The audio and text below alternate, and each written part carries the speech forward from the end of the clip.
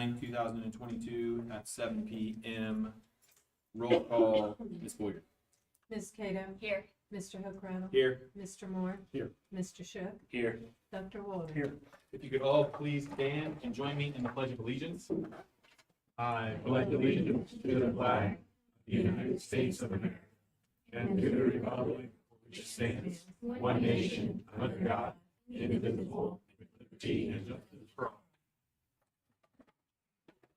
All right, next we have recognition.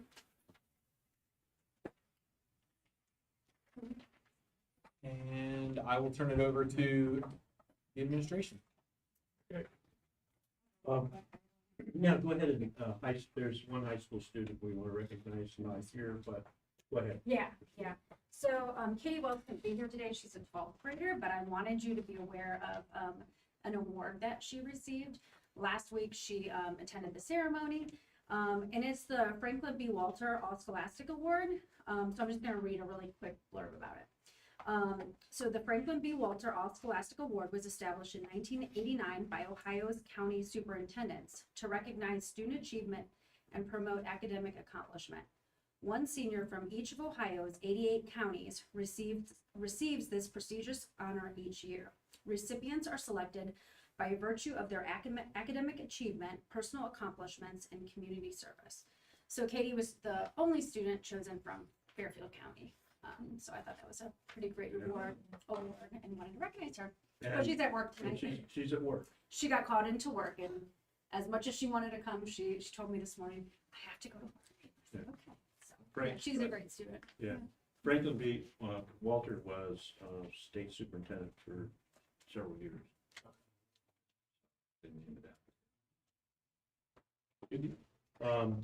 Next, Tim, you might come up and introduce our teacher, and he's going to come up and help That's introduce. pretty exciting tonight. We've got some science fair students here tonight because of what their accomplishments were. Science fair has changed. You guys remember the science fair boards? Now it's called electronic. Electronic is a little harder, I think, to get it all put together. It's not like the boards. So it's a whole different thing, but our students grasp it, and they did a nice job under the leadership of Joe Palmer.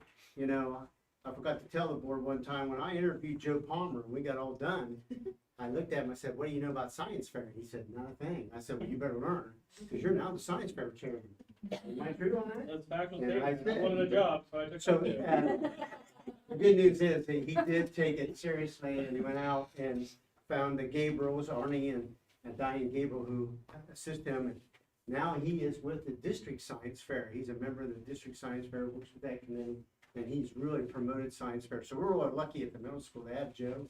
And Joe's brought some students in here that's done really well at the district. A lot of them received some really fine awards. So Joe, if you want to come on up and kind of explain that a little bit.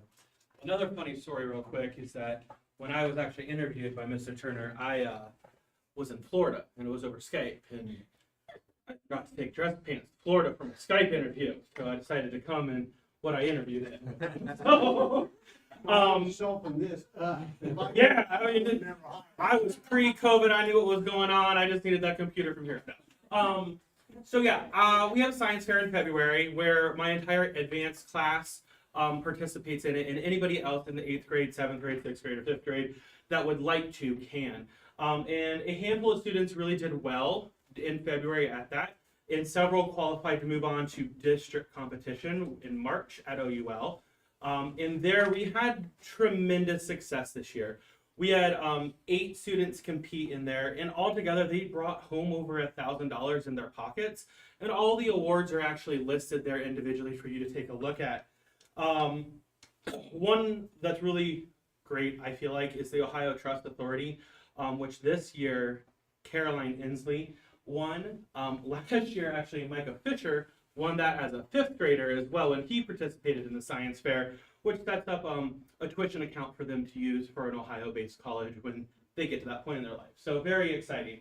I'm going to pull them up and kind of talk about each one and what they did. So Caroline Inslee back here, she studied the effects of sleep and the mental health of the student. She surveyed how often people slept, the hours that they slept, and then kind of did like a mental health assessment on them, and drew a correlation that like, yep, you need to sleep really well. So they did a great job with that. Then we have Micah Fisher. Micah Fisher continued his project from last year, where he looked at the effectiveness of eco-friendly cleaners against bacterial growth. I don't know how enjoyable that was for the parents, because he had his own little incubation like chamber in their kitchen apparently set up, so he kind of took over it and kind of spread some gross stuff on some counters to see how well the cleaners did. So thank you, parents, for being flexible with that. Then we have Emmeline Canet back here. She again looked at bacterial growth, but specifically under ultraviolet light versus regular fluorescent and LED lighting. And then we have Brooklyn Angelo, which took another health slant and looked at the correlation between your diet and your heart rate. And so she tested herself regularly based off what she was eating, whether it was a high carb, a high sugar, a high protein diet, and how that affected her heart rate over time. We also have 4 other students that couldn't be here tonight because they are very involved and very active in other things. Bailey Shy, she looked at the correlation between, which is really fascinating if you want to look at it, the correlation between the burnout of gifted students and their age. And she looked at several students from the high school and the middle school in how burnout they were, how engaged they were in their actual studies, and found some really interesting correlations that I think she wants to take a look at later. Olivia Conley in the 8th grade looked at a ketogenic diet. So she was keto, and she was looking at that long-term effects and her health. And then we have Natalie Smith, who dove into apraxia, which is a speaking issue, where she studied the symptoms and treatments for that. And then finally, Charlie Sponseller, who analyzed his hydration level by the types of drinks and the sugar content of them. Yeah, I'm just going to leave it at that. I was kind of a gross one. I'm not going to say that in the board meeting what he actually looked at. If you want to know, you can pull me over later. So, congratulations, y'all. You're right here. Okay. And thanks for staying with this all the years, and it's very successful. I think ours is head and shoulders above others. I think it's very successful, and also, like, the science is great. And while some of the science that my students take a look at may not be like revolutionary, the skills that they're learning and presenting their findings is skills that they're going to continue and take on for the rest of their life, no matter what field they choose to do. And so I'd like to just present this award. It's a different one for our kids. I'd like to try to do more of this if we can. It's called the Keymaker Award, and I'm going to read this. Some people see a closed door and turn away. Others see a closed door, try the knob. If it doesn't open, they turn away. Still others see a closed door, try the knob. If it doesn't open, they find a key. And if the key doesn't fit, they turn away. A rare few see a closed door, try the knob. If it doesn't open, they find a key. If the key doesn't fit, they make one. And so these are key makers here. I want to present it to this Keymaker Award to these students. We're proud of them and commemorating their participation in District 8 Science Fair. And there's so many students. It was very, very successful. So congratulations to all of you. We do have 4 that qualified to go on to states, which is currently being judged, and we'll hopefully have those results June 1st. So I can pass that along for your next meeting. Yeah. Thank you very much. Thanks. Thank you. Oh, yeah. Come on, let's do a picture. We want you in a picture. Yeah, I know you were taking pictures of the students earlier. You can put Carol on it. So, yeah. You'll be the only one dressed in my shoes. Nobody wants to see Harry Moon's. Yeah. Are we okay now? Okay. No, go ahead. 1, 2, 3. Got it. Thank you. 1, 2, 3. Thank you. Congratulations, everybody. Thank you. All right, next we hold some time, 30 minutes, 3 minutes per person for public participation. So at this time, if anybody would like to come up and converse with the board. All right, seeing no one, Seeing no one?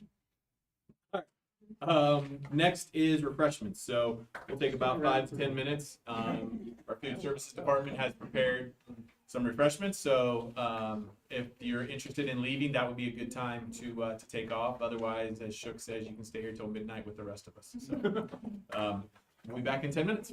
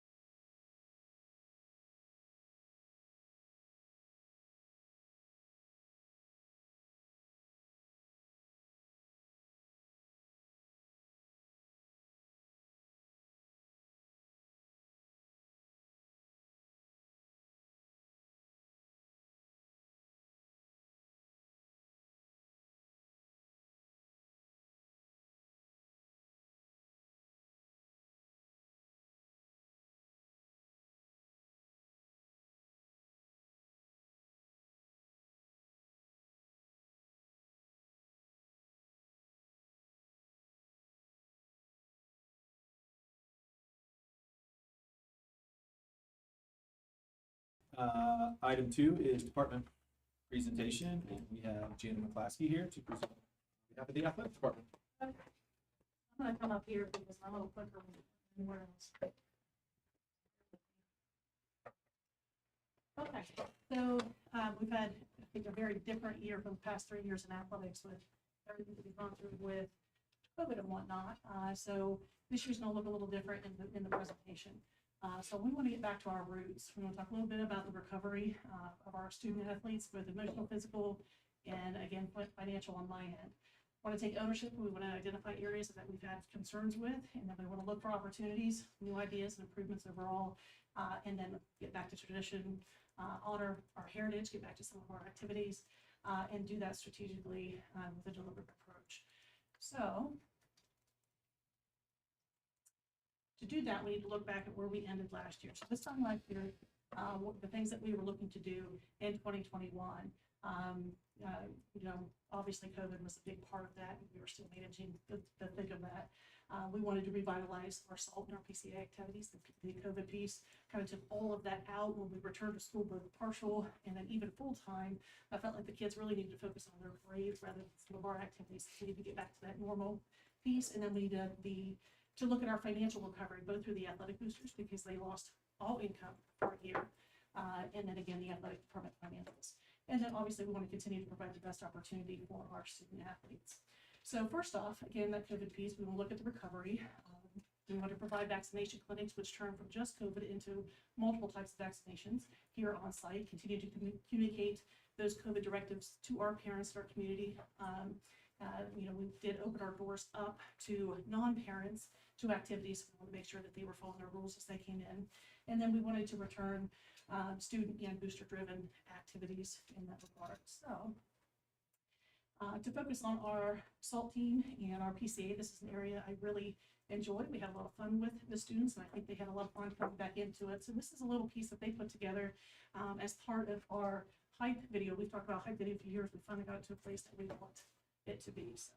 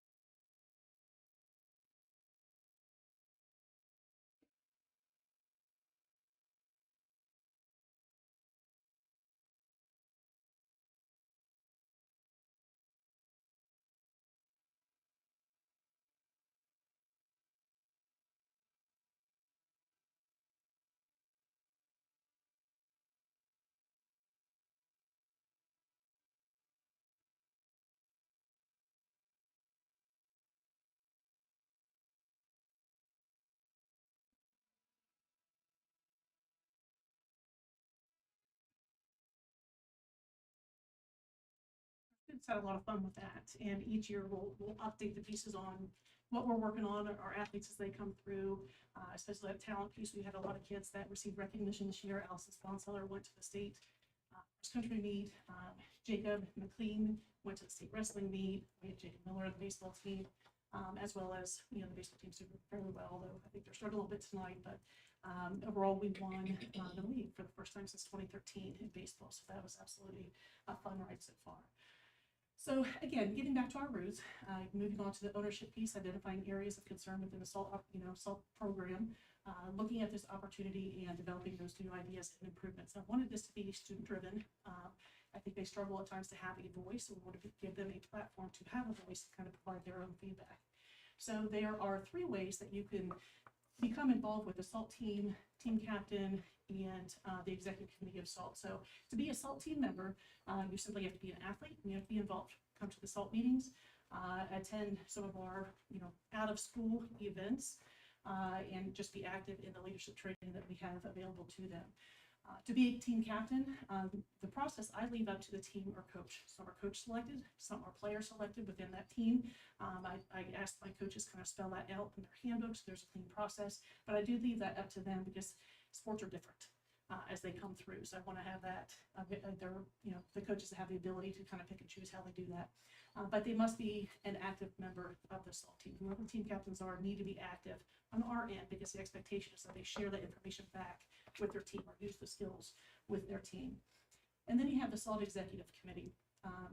To become part of the SALT Executive Committee, you have to complete an application, including an essay as to why they deserve to be part of that program. We do select the president position of the athletic committee, which could include the principals, myself, Lynette, Mr. Duplinsky, kind of get together and determine who is our best fit for that position. But all other positions, 8 other positions, are selected by the students or their peers. So we're actually going through that process. Right now, the vote went out. We had 18 applications for the SALT Executive Committee this year, which is fabulous. That's the most applications we've had so far. So, student athletes must be in good standing with the Athletic Code of Conduct to be eligible to be a team captain and the SALT Executive Committee member position. If they've had a blip on their record, they are allowed to be a member of the SALT team, because we want them to receive that training. They need to have that training again to condone with the Athletic Code of Conduct. So this year, this was our executive committee. At president, we have Kayla Brittle. Our director of education, we have Audrey Farmer and Kiara Rowley. Director of communication, Amber McClaskey, and Allie Brunty was the director under her. Director of community relations, we have Katie Wells. And then the director of activity, we have Jaden Smith and Jacob Miller. So about every other Friday for the majority of the year, we would meet during either 6th period lunch. It just so happened that their schedules worked out that they had 6th period lunch available, and it was spilled over into line period. We were able to plan all of our activities. We started the year by kind of identifying some themes that we wanted to look at and kind of develop our programming around. So the first one is life is a team sport. It's not an individual sport. We may have a phenomenal pitcher, but you have to have 8 other players in the field, or at bat, 9 batters to actually win a baseball game. Finding your voice. We have students that know what direction they should be leading, but they don't always know how to use their voice. And on the flip side, we have kids that have a voice that may not be leading in the right direction. So we try to provide learning opportunities on both ends. A lot of our kids think that failure is the final piece. They fail, that's it, they're done. They don't know how to manage that failure piece. They're afraid to fail, so they are afraid to take those steps. So we put measures in place to kind of talk about what happens when you fail, and why it's okay to make mistakes. And then we talk a lot about performance versus trust. I think our student athletes put a lot on who scores the most points in the game, who has the best batting average, who has the most yards in football. And that's not always the picture of a great leader by any means. So we talk a lot about performance and trust. Simply because everybody sees the success, they don't see the work that goes into it. So we hit a lot of these topics in our our training sessions this year, and again, try to have as much free communication as we can. So in our fall SALT activities, we did bring in the Positive Coaching Alliance again this year with the Triple Impact Competitor Program, met with the football team, coaches, parents. We ran the Elm Roots PCA series as part of our fall training. Those were during line period in the fall. We have our Salty Sunset, which is our Power Puff Football and Leadership Bonfire. In fall, we had, probably over 60 participants that either played or cheered. So basically, the girls had an opportunity to play flag football. The boys were either cheerleaders or coaches, or we had a few that were watching in the stands, and then we had a bonfire afterwards to kind of talk about some things. And then we were supposed to have the MSL Leadership Conference. I try to allow my coaches in that season a leadership opportunity. So the fall leadership opportunity that our coaches can actually nominate their future leaders is the MSL Leadership Conference down at Ohio Christian University. This year, because of COVID, I pushed it out to spring, so that kind of came at a later date. Our winter SALT activity included, again, the Ohio High School Leadership Conference. They flat out canceled this one because of COVID. So we'll get back to that next year, where our winter coaches can really apply some of their leadership pieces there. We did what was called an Eiffel Tower Challenge, and this was an interesting training that we did again during line period. The students, we had 10 tables with about 7 students per table. So we had a large turnout this particular day. They were given spaghetti, uncooked spaghetti, marshmallows, and Rice Krispie treats, and they had to build the tallest tower. The challenge being that the executive team selected who they felt was a future leader, and they were the only one that was allowed to talk around the table. Everybody else had to use body language in communicating how they should build this tower. The last 5 minutes of the challenge, we opened it up and said, okay, everybody can communicate now. And then afterwards, we kind of talked about the differences of when only one person was communicating versus all of the pros and cons of those sides. So they had fun with that, and like eating the Rice Krispies after the fact. Katie Wells, she was our community relations contact. She put together the Nick Ellis Toy Drive, and I think she was part of the student ambassadors that did maybe the food drive as well. So she was very active in the winter with some community service events. And then of course we had the salt lock-in that was pushed out a little bit into March this year. But we had several activities there. Again, we provided the beefcake volleyball tournament, which was the boys' turn to compete. The girls coached, and then we moved into our normal activities, including the Riddle scavenger hunt.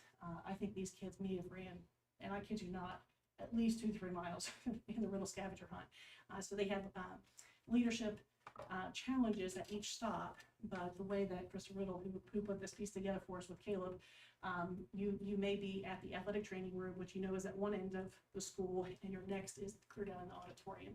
And they have to move in between these places, complete the challenges, work together, and then the first back to the auditorium at the end received a prize. Then we got to play capture the flag. The kids love this because after 10 o'clock at the high school, the lights go out except the emergency lights in the hallways. It's a little bit dark. And we go to run. Of course, we shut all the classroom doors. They are only allowed in the hallways. But they played capture the flag for a little bit over an hour before I think everybody got a little tired. And then we have what we call an after midnight movie. So we have an approved movie, but we also provide open gym. So those kids that get a little tired go down to the auditorium, they're able to rest. Those kids that have a lot of energy go back to the gym under supervision, and they can play basketball, or I think they had cornhole in there this year, whatever they need to do. And again, we had 66 at this particular lock-in. So we did pretty well. One of the activities that we did at the lock-in during what was called the gift shop, GIF shop, was Patrick Lanchoni's The Ideal Team Player.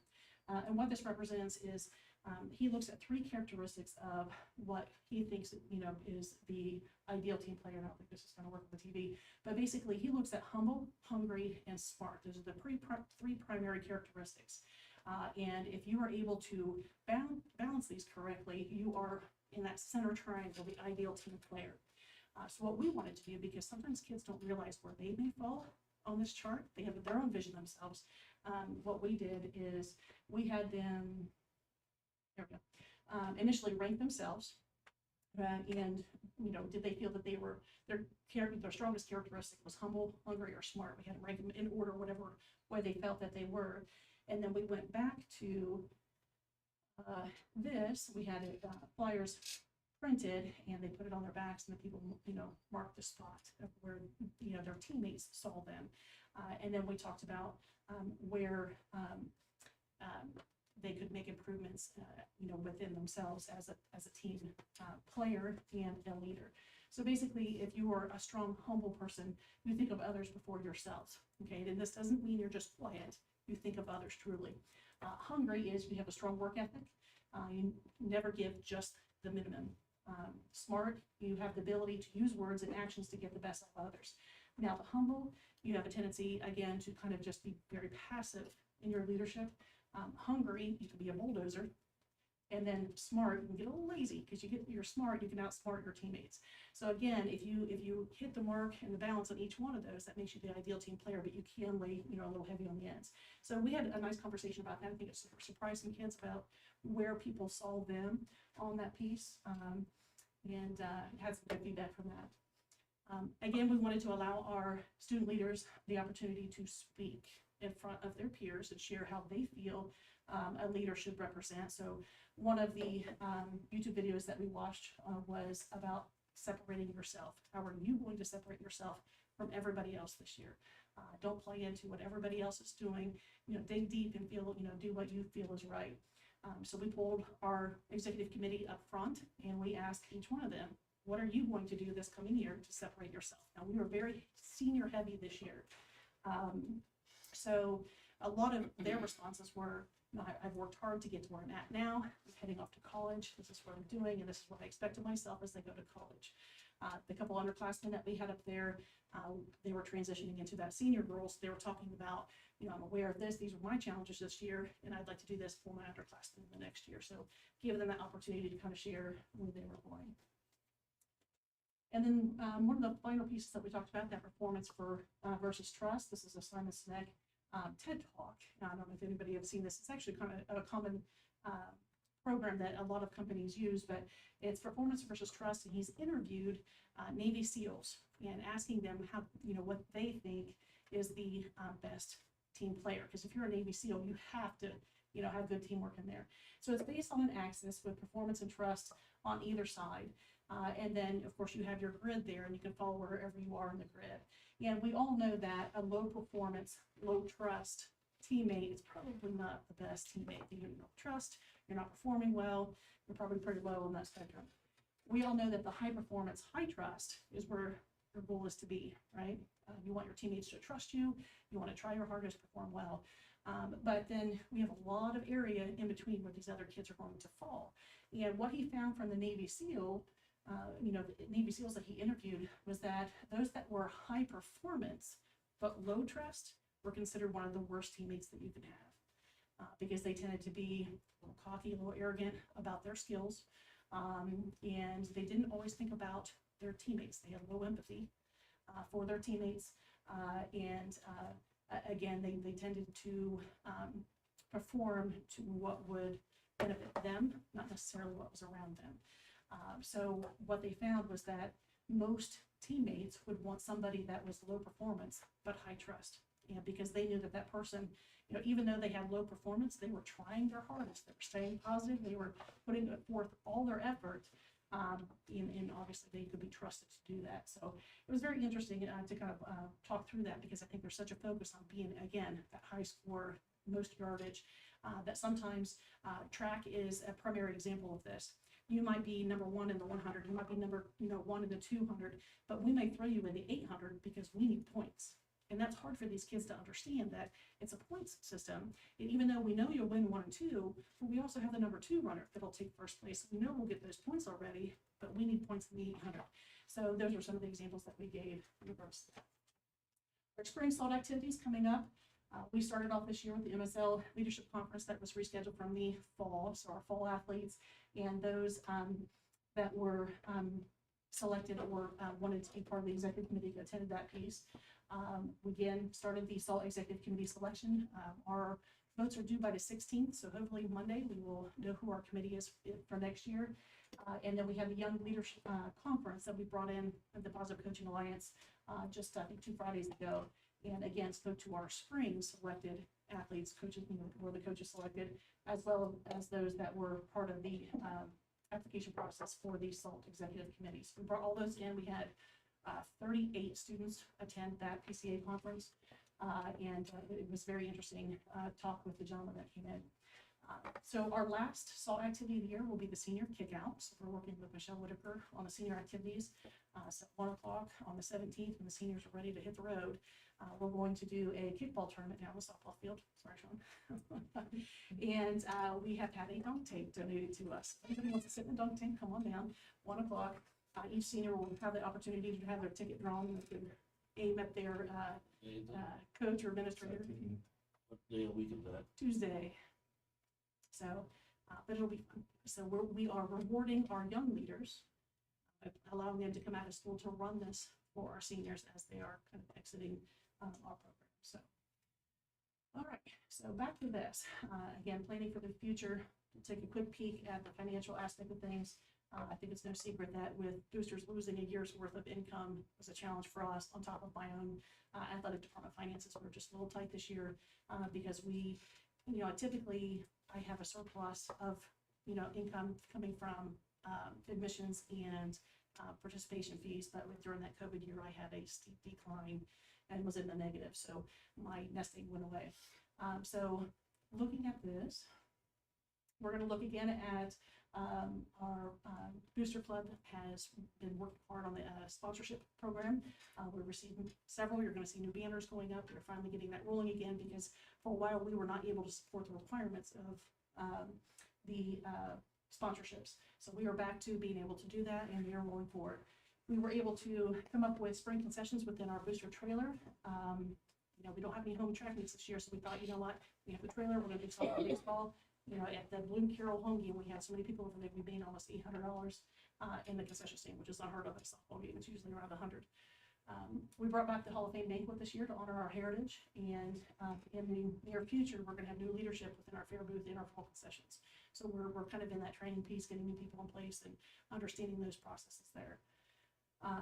Some challenges that we have, the spring busing to Millersport for Track Adam and his staff have been absolutely great. We know that's been a challenge for everybody, but we've been able to get kids back and forth. Millersport's been absolutely great to us over there, providing opportunity for our kids to practice. It's no secret, we had a baseball official strike, which caused all the officials to kind of say, all right, we have some issues here. Which has led to increased fees, and those fees will go up again next year. So that will definitely impact our athletic department moving forward, and we're in ongoing discussions of what we need to do with that. We do have a little bit of league turmoil and realignments happening. So we have the MSL final meeting of the year next week. We have some votes going down that may kind of look, change the face of the league. We just don't know yet what that's going to be. So we're keeping a close eye on that.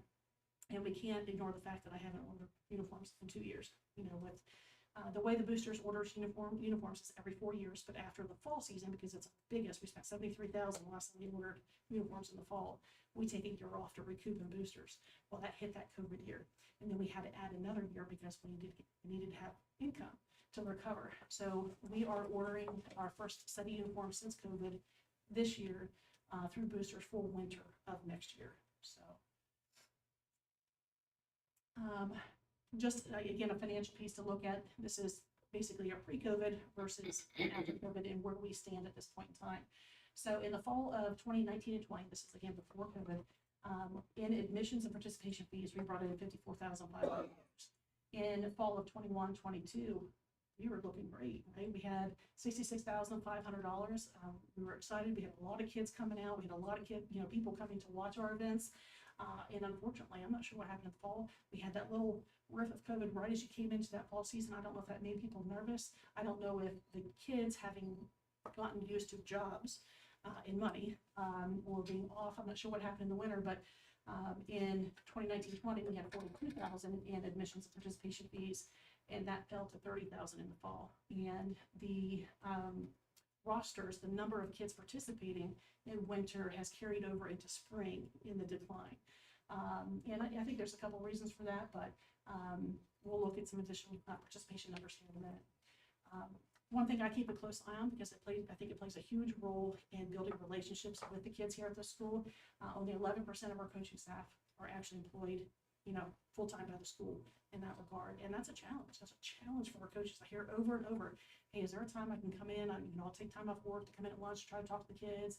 There's a lot of, missed opportunities there because we just don't have faces in the school. So any opportunity that we can get to get young coaches in here, young staff in here that are willing to coach is an opportunity I would love to take. Alex Harrison is a prime example of a new teacher that stepped into that soccer bowl this year. She's got kids during line period that they go outside on good days. She'll take her soccer balls with them and just, play around with the soccer balls out there, and that builds relationships with those kids. So, I like to see that. Another challenge: the weather this year has just been phenomenal.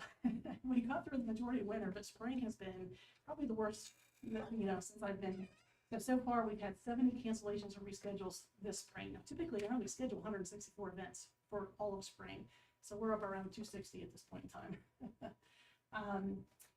GPAs, this is an area I always look at, academics, because I think there's a strong link between academics and athletics. If you look at our student athletes that have a 3.5 plus GPA, so I'm looking at 3.5 in the freshman class, 75% of the students that have a 3.5 GPA are an athlete.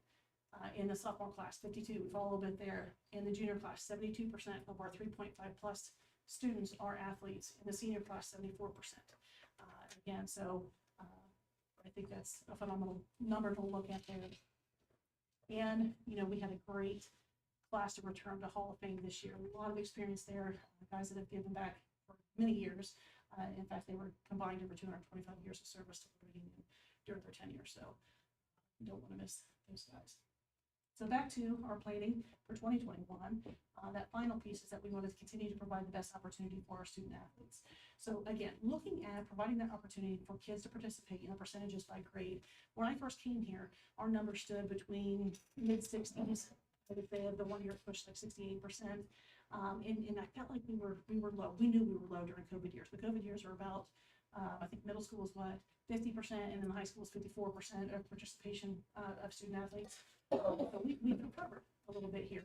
Senior class came back this year and said, you know what, this is it for us. We're out. We want to participate. We want to play. We have several seniors come back to sports that had taken some time off. But then our junior class, and junior and sophomore class is where we are hurting in our rosters. And this is a known piece. Our sophomore class has just been a class that has been, not very engaged, I think, really, even when they're down in middle school. But the junior class really surprises me. And unfortunately, this is where I mentioned earlier, for example, our girls track roster started at 42 this year. And we had a junior decide not to play, and they are so tight of a group. I lost 10 juniors, right off the bat. So our numbers dropped into the 20s on the girls track program. Just, the kids are highly active in other activities. A lot of them have jobs, and they like to have that job, and they decided that they didn't want to take their time to track. So I'm hoping we can recover and retain these kids in the future, because when we get back to freshmen, our numbers go back up. When we get down to the middle school, we're doing great. 65% in the 8th grade class, 67% of the student population in the 7th grade class participating in athletics. And, again, I keep trying to tie back this. So, a lot of you people know all of these kids here. This is a 3rd grade hot shot contest. It feels like yesterday that this happened. But these are kids that are obviously active, clear down in that 3rd grade class. And I'll tell you what, when you look at this, they have a combined GPA of a 3.92. They are all CCB students that are doing, very, very well in their classes. We have 2 D1 athletes coming out of this. We have one that may, be an MLB draft player. I have 3 of them that are on our student executive, the student athlete leadership team executive committee, although all of them have been involved, especially in our student section and activities. So great kids, and I really think that getting kids active young teaches them the skills, the leadership opportunities that carries over into their middle school and high school years and on into their jobs. So we do try to link that up. When you look at our athletes, cumulative GPA, okay, if we break down their class, it just so happens that in this year's class, when we ran the last GPA series at the last semester, we had 100 students on roster. So if you break that down by quarters, 92% of the top 25 of our graduating class were athletes this year. And then that number goes down as you get lower in that cumulative GPA. And I really think that drive, that commitment, and again, that leadership really pays off in the athletic world. It kind of goes hand in hand with their successes in the classroom. Of our summa cum laude class this year, all 25 are athletes at some point in high school. 23 competed this year. When you look at National Honor Society, 92% of the class of 2022 that were in NHS were athletes.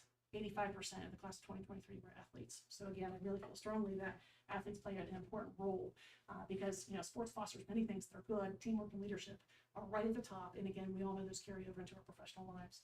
So again, getting back to the roots, this is what we'll be working on in the next year, moving forward, identifying those areas that we need to work on with our new executive committee, and providing opportunities for our student athletes. That's it.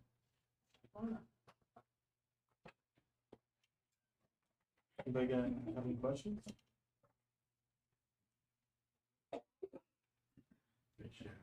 Thank you. All right, number 3 is discussion and approval of the minutes, and that will take us to page 11. Anybody see anything that needed corrected? All right, do I have a motion to approve the minutes for April 11th, 2022?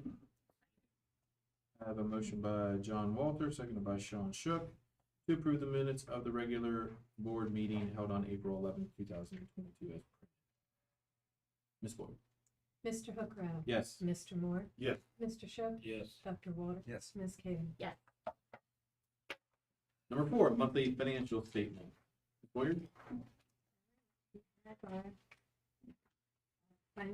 Monthly financial report. On page 4, our revenue's up, which is mainly due to our income tax, which is at the end of this report too. And page 5, again, that shows the increase in income tax revenue, and the changes in the state funding. Page 6 shows our expenses are up, which we expect due to the raises and benefits go up too. And then page 7, when you look at the overall and what we're forecasting, it shows expenditures are down. Part of that's due to timing, and part of it's due to we still spent down the rest of the money that was in the wellness fund that now is going into the general fund. That now has been depleted.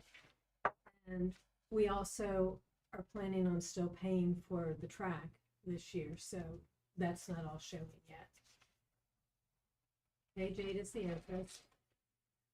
I was talking to Raymond James, they came in the other day, and we were discussing CDs, and still can't get too much, but might try a couple to see if we can get a little more at least. I don't want to go too far out because hopefully they go up, and I don't want to tie it up in something not paying anything. The next page is our cash flow and the comparison.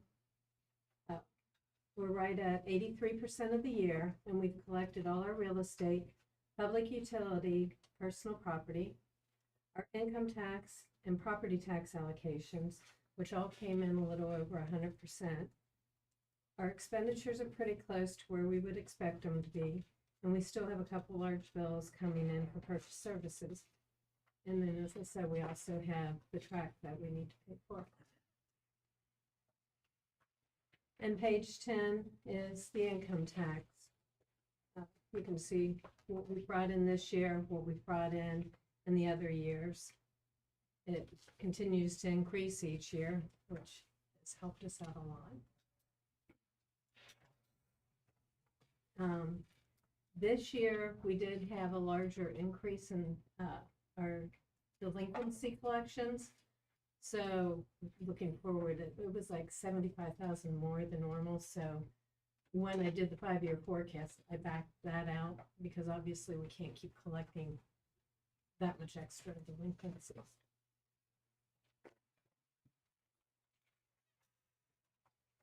Then you have our reconciliation.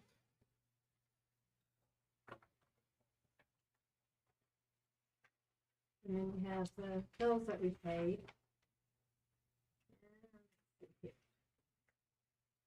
On page 6,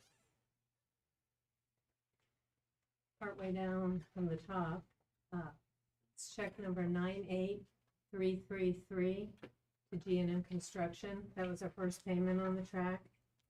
It was for $156,037.95.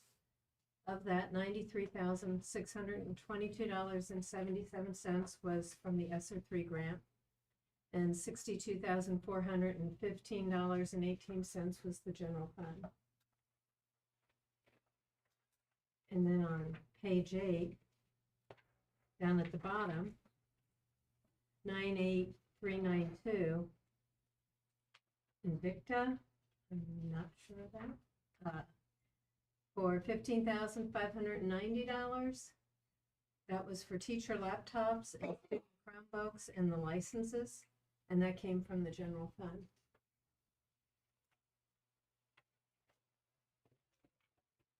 And then you have our changes to and appropriations for the 018, 200s, and 300s.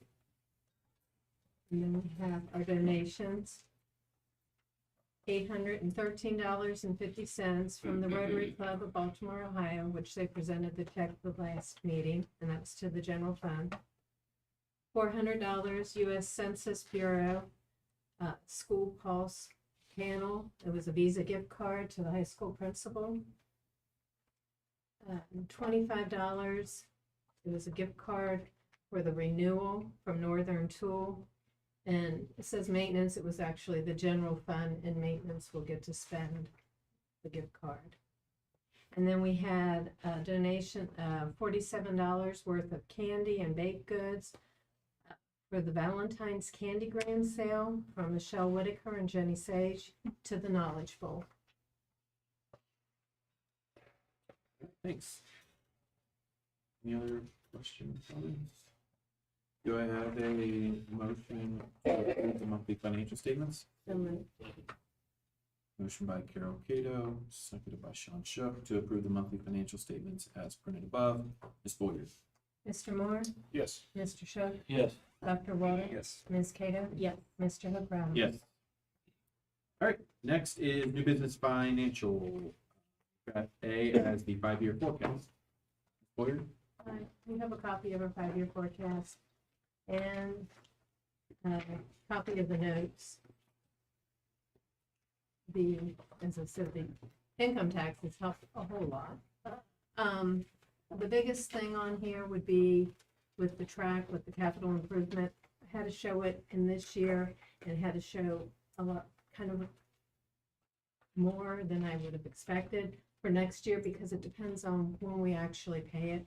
So in November, we'll be able to get that straightened out. We'll know when we actually did pay for it. That's all I really have.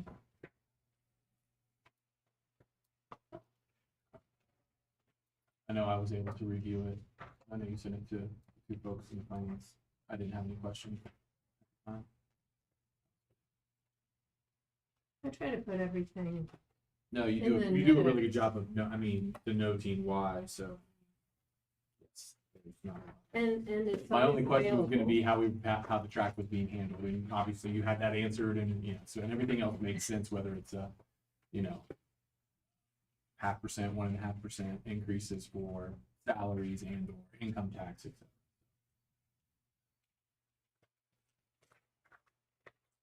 All right. Any other commentary? Okay.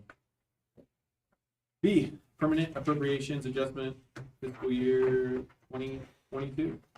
Anything there? The 410,000, that is just our rotary for the insurance.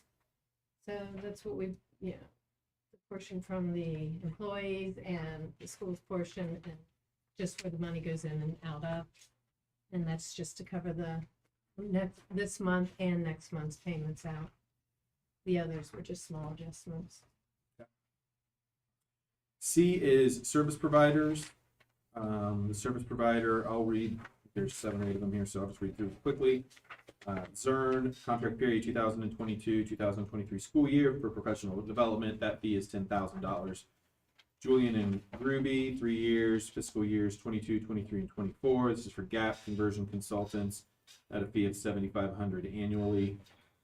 Concord Theatrical Corporation, the 2022-2023 school year for performance and licensing fees and script fees for The Wizard of Oz. That totals roughly $5,000. We've got the Licking Rehabilitation Services. This is for August 1st, 2022 through July 31st, 2025. This is to provide students with occupational therapy and related services at $68 an hour.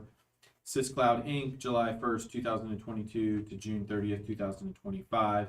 That is Google backup and security, and that is $3,000 annually. And then Diligent, which allows us to do board docs. This is for July 1st, 2022 through June 30th, 2023 at a cost of $2,700 for that time period. D is school bus purchase. It is recommended to purchase a school bus during fiscal year 2022. Competitive bids for school buses obtained through Meta on our behalf resulted in a low bid by Rush Trucking Centers for a new 78-passenger school bus for the price of $114,672. Any questions in that section? Any comments? Actually, the school bus will be to purchase for the 2023 Three? school year. Okay. Is that diesel or are we still sticking with the It's a diesel. diesel? He wants to keep 1 or 2. Some, okay, diesel. yeah, I knew we For talked long about that trips, before. right? Yeah, I think Right. predominantly for those long trips. that's correct. Do I have a motion? I mean, second. Motion by Sean Shook, seconded by Carol Cato, to approve items in the new business financial section. Ms. Boyer. Mr. Shook? Yes. Dr. Water? Yes. Ms. Cato? Yes. Mr. Hookrat? Yes. Mr. Moore? Yes. New business personnel, A, employment. Let's see. I will read these, so there's quite a bit in, for contracts that I won't read, but these are specific to some positions that actually get us through the end of this school year and or into next year. We've got Melissa Keck in the high school building as a math teacher. It's a 1-year limited contract. Masters plus 30 at step 10, effective for the 2022-2023 school year. We've got Renee Sohanage, I'll take your word for it, as our art teacher in the elementary and middle school. That's a 1-year contract, BA 150, step 8 for the 2022-2023 school year. Megan Terrell, biology teacher, 1-year limited, BA 150, step 0, and it is contingent upon attaining a valid teacher's license prior to August 10th of this year. That's for the 2022-2023 school year. And then Brittany Zook as the secretary in the middle school, 1-year contract, secretary, salary scale, step 6. Training dates will be paid at a sub rate. Dates are to be determined. And she will be on a 1-year probationary period per our OPC contract. That effective date is July 20th of 2022. B is our certified contracts. Again, I'm not going to read through every one of those. You've got those. You've got certified continuing, you've got certified 2-year, then you've got certified 1-year. Just to make sure you all are looking at it correctly, on page 18, you can scratch out Brandon Compton from this section. He will be later in the agenda, but he will not be on a motion that we will make here in a bit. The 2022-2023 supplementals, we've got Emily Fisher as the high school vocal music teacher, level 2, step 11 plus, and this is effective next school year. And again, this is a supplemental for her efforts. And then Evan Green as our instrumental music person, again, effective next year. We've got some extended days. You've had an opportunity to read through those. I'm not going to read those to you. We've got a contract adjustment, so that is for Alyssa Webb as the RN. This is additional head nurse duties as described in the MOU that we approved back in April. This actually has a retro effective date. This is effective April 12th of 2022. High school, summer school. You've got some online summer school that will occur obviously this summer. And I will read, it's Brittany Hemker and Carissa Lehman in the high school, completing those summer school activities. And let's see. We've got, I believe, resignation. That's Melinda Wallace, our third grade teacher in our elementary school. That is effective August 1st of 2022. You've got our certified substitutes, just to add a couple of there from the Fairfield County ESC. It's Stacy Beck and Claire Kilger. And then our classified substitute list, we've added Brittany Zook to that classified substitute list. Any questions or commentary on that section? Ms. Boyer, I'm sorry. Do I have a motion to approve? So moved. Motion by Bill Moore, seconded by John Walter, to approve items in the new business personnel section. Ms. Boyer. Dr. Water? Yes. Ms. Cato? Yes. Mr. Hookrattle? Yes. Mr. Moore? Yes. Mr. Shook? Yes. All right, again, new business personnel, items that must be voted on separately. This is the certified contracts for Jill Shook and Madison Nugent. This is for the 2022-2023 school year. Do I have a motion? Second. Motion by Carol Cato, seconded by Bill Moore, to approve items in the new business personnel section here. Ms. Boyer. Ms. Cato? Yes. Mr. Hookrattle? Yes. Mr. Moore? Yes. Mr. Shook? Abstain. Dr. Water? Yes. All right, 4-0 resolution carries. B is the certified contract for Katie Hookrattle for the 2022-2023 school year. Do I have a motion? So moved. Second. Motion by Sean Shook, seconded by Bill Moore, to approve items in the new business personnel section here. Ms. Boyer. Mr. Hookradle, Abstain? Mr. Moore, Yes. Mr. Shook, Yes. Dr. Walter, Yes. Ms. Cato. Yes. 4-0, resolution carries. And lastly, this new business personnel. There are two folks, so on the corrected agenda, we have Alyssa Compton and Brandon Compton that we will be voting on in this. I will make a motion, and I need a second, please. So moved. Motion by Sean Hookrattle, seconded by Sean Shook to approve items in this new business personnel section. Ms. Boyer. Mr. Moore, Abstain. Mr. Shook, Yes. Dr. Walter, Yes. Ms. Cato. Yes. Mr. Hookradle. Yes. 4-0, resolution carries. New business other, graduating class of 2022. I am not going to read every one of their names, mainly because I'm sure I will butcher 20 of them. But I was curious, how many do we have in this graduating class? Anybody? 100. 100 on the dot? I don't know if it's on, if the last GPA reading was 100, but we may have. Okay. 99. Smaller than when I graduated. Isn't that crazy? Smaller class. There's more homes in this daggone Yeah. place. Not as many babies per home. Must be. What's going on? More families. All right. B is an MOU with the LU Teachers Association. It's Article 28 supplemental contracts. This is in reference to our play directors, and you'll see that in the article itself. C is an MOU with the LUTEA on the teacher salary column and step.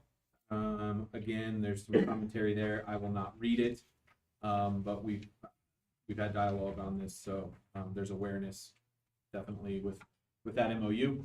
And D is an MOU on the addendum to Article 8, which is individual contracts for 3 permanent subs for 2022-2023. I think we're all very well aware of the impact of COVID and the necessary steps to try to get some assistance in our buildings, such that we can rely on it on a regular basis. So we got it. Closed up. Says cards full. Cards full. All right. Well, now anybody can say anything they want. I'm joking.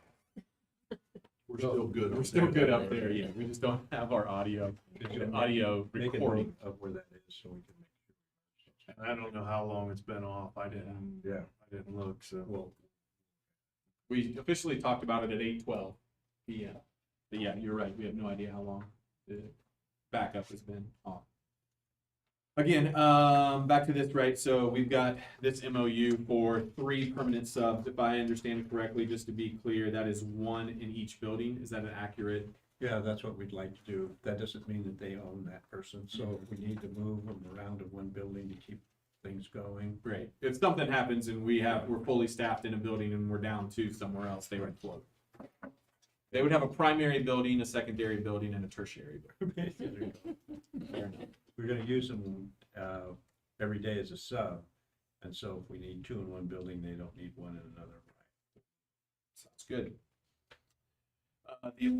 The last one is E, which are summer camps. So you'll see a slew of opportunities that our athletic teams would like to do camps. And so I generally assume, Dr. Johnson, on this, that we can approve this, and then there could be a change or two, and then it would come back before the board for a specific ask. But ultimately, we are granting these coaches these opportunities in bulk. Yeah, we wouldn't come back if they had to cancel, but we would come back if we had it. Okay. Or had to make a significant change, like to a dollar amount. Oh, yeah. Say it was instead of 375, it was 700. But I wouldn't anticipate we would be changing dollar amounts, would we? Well, there might be some as they go through. Really? Well, we're in the process of hiring boys basketball camp, so those things might have to be added Oh. or changed. Yeah. So basically what's listed. Gasoline surcharge and stuff like that? What's that? Gasoline surcharges? Okay.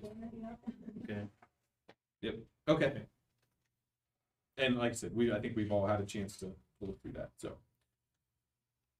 do I have a motion to approve new business other? So moved. Second. I think Carol got it. Motion by John. Thank you, sir. By John Walter, seconded by Carol Cato to approve items in the new business other section. Ms. Boyer. Mr. Shook, Yes. Dr. Walter? Yes. Ms. Cato? Yes. Mr. Hooprattle? Yes. Mr. Moore? Yes.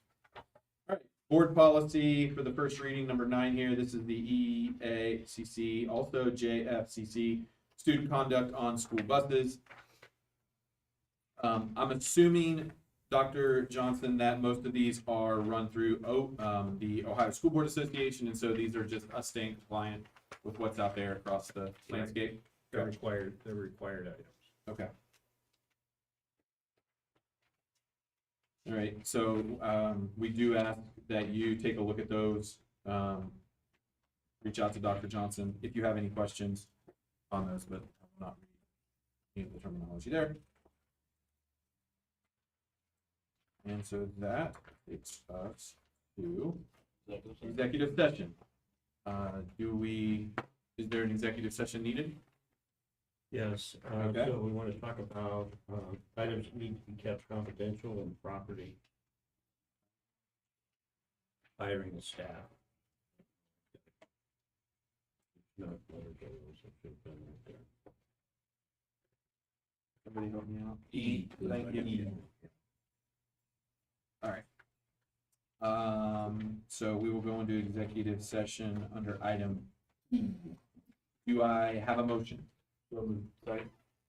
I have a motion by Bill Moore, seconded by Sean Shook to go into executive session for item E at 8:15 PM. Dr. Walter? Yes. Ms. Cato? Yes. Mr. Hooprattle? Yes. Mr. Moore? Yes. Mr. Shook? Yes.